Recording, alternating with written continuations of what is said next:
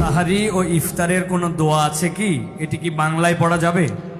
ইফতারের আমরা দোয়ার কথা জানি ভাই, ইফতারের একটা কমন দোয়ার কথা আমরা জানি, আরেকটা দোয়া আছে আনকমন যেটা আমরা জানি না। দুইটা দোয়া আমি বলছি। এক নম্বর হলো ইফতারের দোয়া যেটা কমন আমরা জানি, সেটা হলো আল্লাহুম্মা লাকা সুমতু আলা রিজকিকা আফতারতু। এই দোয়ার অর্থ হলো, হে আল্লাহ, আপনার জন্য আমি সিয়াম সাধনা করেছি, রোজা রেখেছি, আর আপনার উদ্দেশ্যেই আমি ইফতার করেছি, অর্থাৎ আপনার নির্দেশের পালনার্থে আমি ইফতার করেছি।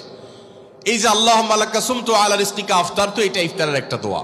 আরেকটা দোয়া হলো যাহাবা যামা ওয়াবতাল্লাতিল উরুক ওয়া সাবাতাল আজরু ইনশাআল্লাহ। অনেকে এটা জানেন মাশাআল্লাহ। যাহাবা যামা মানে আমার পিপাসা দূর হয়ে গেছে, ওয়াবতাল্লাতিল উরুক আমার শিরা উপশিরাগুলো সব সিক্ত হয়ে গেছে, ওয়া সাবাতাল আজরু ইনশাআল্লাহ এবং আল্লাহ চাহেন তো এই রোজার বিনিময় আমার জন্য অবধারিত হয়ে গেছে। এই যে দোয়া ইফতারের, এটা কি ইফতারের আগে করবেন না মাঝখানে করবেন না শেষে করবেন? কি বলেন, ইফতারের আগে না শেষে? যারা যারা আগের পক্ষে তারা হাত তোলেন। মাশাআল্লাহ, বহু লোক।